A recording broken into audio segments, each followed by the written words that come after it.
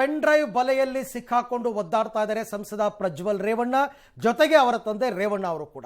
ಈಗಾಗಲೇ ನೋಟಿಸ್ ಅನ್ನು ಕೊಟ್ಟಿದ್ದು, ನೋಟಿಸ್ನಲ್ಲಿ ವಿಚಾರಣೆಗೆ ಅವರು ಹಾಜರಾಗ್ತಾರಾ ಇಲ್ವಾ, 3-4 ದಿವಸದಲ್ಲಿ ವಿದೇಶದಿಂದ ಪ್ರಜ್ವಲ್ ವಾಪಸ್ ಆಗ್ತಾರಾ, 3-4 ದಿನ ಏನು ಈಗ ಅಪ್ಡೇಟ್ಸ್ ಬಂದಿದೆ. ಈಗಾಗಲೇ 7 ದಿನ ಅವರು ಟೈಮ್ ತಗೊಂಡಿದ್ದಾರೆ. 7 ದಿವಸದಲ್ಲಿ ಅವರು ವಿಚಾರಣೆಗೆ ಹಾಜರಾಗ್ತೀನಿ ಅಂತ ಹೇಳಿದ್ದಾರೆ. ಮತ್ತೊಂದು ಕಡೆ ರೇವಣ್ಣ ಕೂಡ ಇವತ್ತೇನೋ ಚರ್ಚೆ ಮಾಡಿ ತೀರ್ಮಾನ ತಗೋತಾರೆ, ನಾಳೆ ನಾಡಿದ್ರಲ್ಲಿ ವಿಚಾರಣೆಗೆ ಹಾಜರಾಗಬಹುದು. ಸೊ ಓವರ್ ಆಲ್ ಏನಾಯಿತು ಡೆವಲಪ್ಮೆಂಟ್ಸ್ ಅನ್ನೋದಕ್ಕೆ ಸಂಬಂಧಪಟ್ಟಂತೆ ಒಂದು ರಿಪೋರ್ಟ್ ಇದೆ, ನೋಡೋಣ. ಪೆನ್ ಡ್ರೈವ್ ಬಲೆಯಲ್ಲಿ ಪ್ರಜ್ವಲ್, ಅಪ್ಪ ಮಗನಿಗೆ ಎಸ್ಐಟಿ ಶಾಕ್.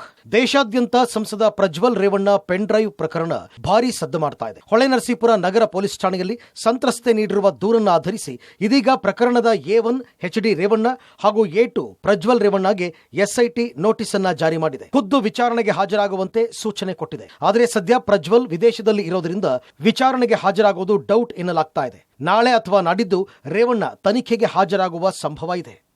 ನನಗೆ ಇವೆಲ್ಲ ಷಡ್ಯಂತ್ರ ಏನಿದೆ, ಆ ಷಡ್ಯಂತ್ರ ಎದುರಿಸೋ ಶಕ್ತಿ ಇದೆ, ಮಾಡ್ತೀನಿ. ಎಲ್ಲಾನು ಎದುರಿಸೋಣ, ಏನ್ ತಲೆ ಕೆಡಿಸ್ಕೋಬೇಕಲ್ಲ ನಾವಂತ. ತಪ್ಪು ನಾನು ಏನು ಮಾಡಿಲ್ಲ, ಯಾವುದೇ ತನಿಖೆಗೆ ಸಿದ್ಧ ಇದ್ದೀನಿ, ಎದುರಿಸ್ತೀನಿ.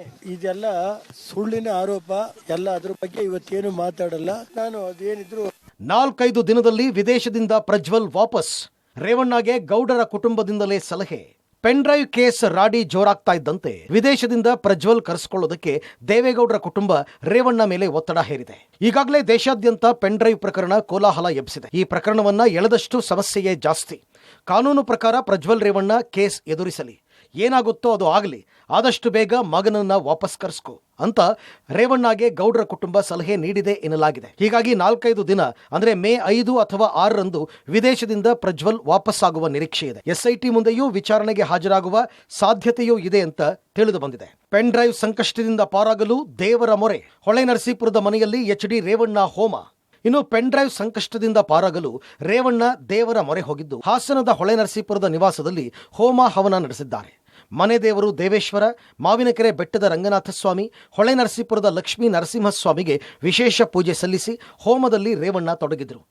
ಇಡೀ ರಾಜ್ಯವನ್ನೇ ಬೆಚ್ಚಿ ಬೀಳಿಸಿರ್ತಕ್ಕಂತಹ ಸಂಸದ ಪ್ರಜ್ವಲ್ ರೇವಣ್ಣ ಅವರಿಗೆ ಸೇರಿದೆ ಎನ್ನಲಾದ ಅಶ್ಲೀಲ ವಿಡಿಯೋ ಪ್ರಕರಣ ಈಗ SIT ತನಿಖೆ ಚುರುಕುಗೊಳಿಸಿದೆ. ಇಂದು ಮಧ್ಯಾಹ್ನ 12 ಗಂಟೆ ವೇಳೆಗೆ ಹೊಳೆನರಸೀಪುರದ ನಿವಾಸಕ್ಕೆ ಸಂತ್ರಸ್ತೆಯನ್ನು ಕರೆತಂದು ಹಾಜರು ಮಾಡಲಾಗುತ್ತೆ ಅಂತ ಹೇಳಾಗುತ್ತೆ. ಈಗ ನಾವು ಸದ್ಯ ಮಾಜಿ ಸಚಿವ HD ರೇವಣ್ಣ ಅವರ ನಿವಾಸದ ಎದುರು ಇದ್ದೀವಿ. ಪ್ರತಿನಿತ್ಯ ನೂರಾರು ಕಾರ್ಯಕರ್ತರು ಇರ್ಬೋದು, ಜನರು ಇಲ್ಲಿ ಆಗಮಿಸ್ತಿದ್ರು. ಪ್ರತಿನಿತ್ಯವೂ ಸಹ ಜನಜುಂಗುಳಿಯಿಂದ ಈ ಮನೆ ತುಂಬಿ ತುಳುಕಿತ್ತು. ಏನು ಈ ಪ್ರಕರಣ ಆದ ನಂತರ ಇಡೀ ಮನೆ ಬಿಕೋ ಅಂತ ಇರತಕ್ಕಂಥದ್ದು. ಏನು ಈ ನಿವಾಸದಲ್ಲಿ ಈಗ ಸದ್ಯ HD ರೇವಣ್ಣ ಅವರು ಇದ್ದಾರೆ. ಅವರು ಕೆಲವೇ ಕ್ಷಣಗಳಲ್ಲಿ ಅಥವಾ ಯಾವಾಗ ಬೇಕಾದರೂ ಬೆಂಗಳೂರಿಗೆ ತೆರಳುವಂತಹ ಸಾಧ್ಯತೆ ಇದೆ. ಅಲ್ಲದೆ ಅವರ ಬೆಂಗಾಲು ವಾಹನಗಳು ಸಹ ಪಕ್ಕದ ಅವರಿಗೆ ಸೇರಿದಂತಹ ಸಿನಿಮಾ ಥಿಯೇಟರ್ ಅಂಗಳದಲ್ಲಿ ನಿಂತಿವೆ. ಇದೇ ಮನೆಗೆ ಈಗ ಸಂತ್ರಸ್ತೆಯನ್ನ SIT ತಂಡದವರು ಕರೆದುಕೊಂಡು ಬಂದು ಹಾಜರನ್ನ ಮಾಡಲಾಗ್ತಾ ಇದೆ. ಏನು ಈ ಪ್ರಕರಣ ಬಂದ ನಂತರ ರೇವಣ್ಣ ಅವರ ನಿವಾಸಕ್ಕೆ ಬರ್ತಿದ್ದಂತಹ ಕಾರ್ಯಕರ್ತರಾಗ್ಬೋದು, ಜನರಾಗ್ಬೋದು, ಯಾರು ಸಹ ಇಲ್ಲಿ ಬರ್ತಾ ಇಲ್ಲ. ಏನು ಮುಂದೆ ಗೇಟನ್ನು ತೆರೆಯಲಾಯಿತು. ಈಗ ಸದ್ಯಕ್ಕೆ ಗೇಟನ್ನು ಸಹ ಬಂದ್ ಮಾಡಲಾಗಿದೆ. ಇನ್ನು SIT ತಂಡ ಮೊದಲು ಏನು ಏಪ್ರಿಲ್ 28ರಂದು ದೂರನ್ನು ನೀಡಿದ್ರು, ಆ ಸಂತ್ರಸ್ತೆಯನ್ನ ಕರೆತಂದು ಇಲ್ಲಿ ಸ್ಥಳ ಮಹಾಜರನ್ನ ಮಾಡ್ತಾರೆ. ಒಂದು ಕಡೆ ಹೊಳೆನರಸೀಪುರ ನಿವಾಸದಲ್ಲಿ ರೇವಣ್ಣ ಪೂಜೆಯಲ್ಲಿ ತೊಡಗಿದ್ರೆ ಬೆಂಗಳೂರಿನ ನಿವಾಸ ಬಿಕೋ ಎನ್ನುತ್ತಿತ್ತು. ಇಡೀ ಕುಟುಂಬ ಹೊಳೆನರಸೀಪುರದಲ್ಲೇ ಇರೋದ್ರಿಂದ ಬೆಂಗಳೂರಿನ ಲಾಲ್ಬಾಗ್ ನಿವಾಸ ಖಾಲಿ ಹೊಡಿತಾ ಇತ್ತು. ರಾಜ್ಯ ಸರ್ಕಾರ SIT ತನಿಖಾ ತಂಡವನ್ನ ರಚನೆ ಮಾಡಿದೆ. ನಿಮಗೆ ನಾನೀಗ ಬೆಂಗಳೂರಿನ ರೇವಣ್ಣ ಅವರ ನಿವಾಸದ ಮುಂಭಾಗದಲ್ಲಿ ನಿಂತ್ಕೊಂಡು ಇದರ ಬಗ್ಗೆ ಒಂದು ಸಣ್ಣ ಮಾಹಿತಿ ನೀಡುವಂತ ಪ್ರಯತ್ನ ಮಾಡ್ತೀವಿ. ರೇವಣ್ಣ ಅವರಿಗೆ ಸೇರಿದಂತಹ ಬೆಂಗಳೂರಿನ ನಿವಾಸ ಇದು ಬಸವನಗುಡಿಯಲ್ಲಿ ಇರುವಂತದ್ದು. ಈ ನಿವಾಸದಲ್ಲೂ ಸಾಕಷ್ಟು ಬಾರಿ ಅಂದ್ರೆ ರೇವಣ್ಣ ಅವರು ಬೆಂಗಳೂರಲ್ಲಿ ಇದ್ದಾಗ ಈ ಮನೆಯಲ್ಲಿ ಇರ್ತಾರೆ ಅನ್ನುವಂಥ ಮಾಹಿತಿ ಇದೆ. ಈ ಪ್ರಕರಣ ಬೆಳಕಿಗೆ ಬಂದ ನಂತರದಲ್ಲಿ ರೇವಣ್ಣ ಅವರು ಕಳೆದ 3 ದಿನದ ಹಿಂದೆ ಈ ಮನೆಗೆ ಬಂದಿದ್ರು. ರಾತ್ರಿ ಬಂದು ಬೆಳಗ್ಗೆ ಹೋಗಿರುವಂಥ ಮಾಹಿತಿ ಇದೆ. ಈಗ ಸದ್ಯ ಹಾಸನದಲ್ಲಿ ರೇವಣ್ಣ ಅವರು ಇದ್ದಾರೆ. ಈಗ SIT ತನಿಖಾ ತಂಡ ಹಾಸನದಲ್ಲಿ ಮನೆಗೆ ಒಂದು ನೋಟಿಸ್ನ ಅಂಟಿಸಿದ್ದಾರೆ. ಬಟ್ ಇಲ್ಲಿ ಯಾವುದೇ ರೀತಿಯ ನೋಟಿಸ್ ಅಂಟಿಸುವಂಥದ್ದಾಗಲಿ ಅಥವಾ ಬೆಂಗಳೂರಿನ ನಿವಾಸದಲ್ಲಿ ಯಾವುದೇ ರೀತಿಯ ಒಂದು ನೋಟಿಸ್ ಅಂಟಿಸಿ SIT ತನಿಖೆಗೆ ಹಾಜರಾಗಬೇಕು ಅನ್ನೋ ನೋಟಿಸ್ ನೀಡುವಂಥ ಕೆಲಸ ಮಾಡಿಲ್ಲ. ಈಗಾಗಲೇ ಹಾಸನದ ಹೊಳೆನರಸೀಪುರದ ಮನೆಗೆ ಈ ನೋಟಿಸ್ನ ನೀಡಿರುವಂಥದ್ದು. ಈಗ ಹಾಸನದಲ್ಲೇ ಹೊಳೆನರಸೀಪುರದಲ್ಲೇ ರೇವಣ್ಣ ಅವರು ಇದ್ದಾರೆ ಅನ್ನೋಂಥ ಮಾಹಿತಿ ಇದೆ. ಇವತ್ತೇ ತನಿಖೆಗೆ ವಿಚಾರಣೆಗೆ ಹಾಜರಾಗ್ತಾರ, ಕಾದು ನೋಡಬೇಕಿದೆ. ಪ್ರಜ್ವಲ್ ವಿರುದ್ಧ ರೊಚ್ಚಿಗೆದ್ದ ಕಾಂಗ್ರೆಸ್. HDK ನಿವಾಸಕ್ಕೆ ಪೊಲೀಸ್ ಭದ್ರತೆ. ಪ್ರಜ್ವಲ್ ಪೆನ್ ಡ್ರೈವ್ ರಾಜ್ಯಾದ್ಯಂತ ಕೋಲಾಹಲವನ್ನೇ ಸೃಷ್ಟಿ ಮಾಡಿದೆ. ಹಲವೆಡೆ ಪ್ರತಿಭಟನೆಗಳು ನಡೀತಾ ಇದೆ. ಮೊನ್ನೆ ಬೆಂಗಳೂರಿನ ಜೆಪಿ ನಗರದ ನಿವಾಸದ ಎದುರು ಕಾಂಗ್ರೆಸ್ ಕಾರ್ಯಕರ್ತರು ಪ್ರತಿಭಟನೆ ನಡೆಸಿದರು. ಈ ಹಿನ್ನೆಲೆ ಮುಂಜಾಗ್ರತಾ ಕ್ರಮವಾಗಿ ಇಂದು ಎಚ್ಡಿಕೆ ನಿವಾಸಕ್ಕೆ 1 ಕೆಎಸ್ಆರ್ಪಿ ತುಕಡಿ ಸೇರಿದಂತೆ 50ಕ್ಕೂ ಹೆಚ್ಚು ಪೊಲೀಸರಿಂದ ಬಿಗಿ ಭದ್ರತೆ ಕಲ್ಪಿಸಲಾಗಿದೆ. ಅಷ್ಟೇ ಕಾಂಗ್ರೆಸ್ ಕಾರ್ಯಕರ್ತರು ಕುಮಾರಸ್ವಾಮಿಯವರ ಮನೆ ಮುಂದೆ ಪ್ರತಿಭಟನೆ ಮಾಡಿದ್ರು. ಈ ಹಿನ್ನೆಲೆಯಲ್ಲಿ ಕುಮಾರಸ್ವಾಮಿಯವರ ನಿವಾಸದ ಬಳಿ ಪೊಲೀಸ್ ಭದ್ರತೆಯನ್ನು ಹೆಚ್ಚಳ ಮಾಡಲಾಗಿದೆ. ನಾನೀಗ ಜೆಪಿ ನಗರದ ಕುಮಾರಸ್ವಾಮಿಯವರ ನಿವಾಸದಲ್ಲಿದ್ದೇನೆ. ಮೊನ್ನೆ ಅಷ್ಟೇ ಕಾಂಗ್ರೆಸ್ ಕಾರ್ಯಕರ್ತರು ಪ್ರಜ್ವಲ್ ರೇವಣ್ಣ ಅವರ ಪೆನ್ ಡ್ರೈವ್ ವಿಚಾರವಾಗಿ ಉತ್ತರ ಕೊಡಬೇಕು ಅನ್ನುವಂಥ ನಿಟ್ಟಿನಲ್ಲಿ ಕುಮಾರಸ್ವಾಮಿಯವರ ಮನೆ ಮುಂದೆ ಪ್ರತಿಭಟನೆ ಮಾಡಿದ್ರು.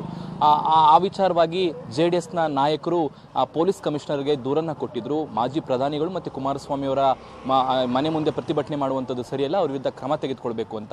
ಸೊ ಹಾಗಾಗಿ ಮುಂಜಾಗ್ರತಾ ಕ್ರಮವಾಗಿ ಇವತ್ತು ಪೊಲೀಸರ ಭದ್ರತೆಯನ್ನು ಹಾಕಲಾಗಿದೆ. ಸುಮಾರು 50ಕ್ಕೂ ಹೆಚ್ಚು ಪೊಲೀಸರು ಕುಮಾರಸ್ವಾಮಿಯವರ ಜೆಪಿ ನಗರದ ನಿವಾಸದ ಮುಂದೆ ಇರುವಂಥದ್ದು. 1 KSRP ತುಕಡಿಯನ್ನು ಕೂಡ ಹಾಕಿರುವಂಥದ್ದು. ನಿನ್ನೆ ಹುಬ್ಬಳ್ಳಿಯಲ್ಲಿ ಕುಮಾರಸ್ವಾಮಿಯವರು ಪ್ರೆಸ್ ಮೀಟ್ ಮಾಡುವಂಥ ಸಂದರ್ಭದಲ್ಲಿ ಕಾಂಗ್ರೆಸ್ ಮತ್ತು JDS ಕಾರ್ಯಕರ್ತರ ನಡುವೆ ದೊಡ್ಡ ಗಲಾಟೆ ಆಗಿತ್ತು.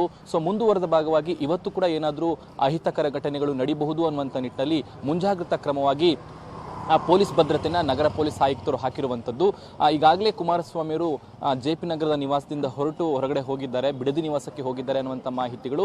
ಈಗಾಗಲೇ SIT ಕೂಡ ರೇವಣ್ಣ ಮತ್ತು ಪ್ರಜ್ವಲ್ ರೇವಣ್ಣ ಅವರಿಗೆ ನೋಟಿಸನ್ನು ನೀಡಿದೆ. ಸೊ ಅದು ವಿಚಾರಣೆ ಒಂದು ಕಡೆ ಆದರೆ, ಮತ್ತೊಂದು ಕಡೆ ಕಾಂಗ್ರೆಸ್ ಕಾರ್ಯಕರ್ತರು ನಿರಂತರವಾಗಿ JDSನ ನಾಯಕರ ವಿರುದ್ಧ ಪ್ರತಿಭಟನೆ ಮಾಡ್ತಿರುವಂಥದ್ದು. BJP ನಾಯಕರ ವಿರುದ್ಧವೂ ಕೂಡ ಪ್ರತಿಭಟನೆ ಮಾಡ್ತಿದ್ದಾರೆ.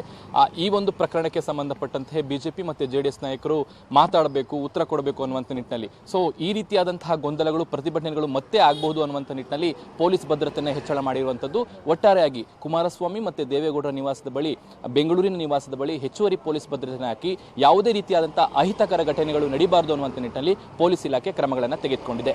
ಒಟ್ಟಿನಲ್ಲಿ ರಾಜ್ಯದಲ್ಲಿ ಬಿರುಗಾಳಿ ಎಬ್ಬಿಸಿರುವ ಪೆನ್ ಡ್ರೈವ್ ಸುಳಿಯಲ್ಲಿ ಪ್ರಜ್ವಲ್ ರೇವಣ್ಣ, HD ರೇವಣ್ಣ ಸಿಕ್ಕಾಕೊಂಡಿದ್ದಾರೆ. SIT ವಿಚಾರಣೆಗೆ ಅಪ್ಪ ಮಗ ಹಾಜರಾಗ್ತಾರಾ ಅಥವಾ ಜಾಮೀನು ಪಡೆದು ರಿಲೀಫ್ ಪಡಿತಾರಾ? ತೀವ್ರ ಕುತೂಹಲ ಕೆರಳಿಸಿದೆ. News desk, public TV.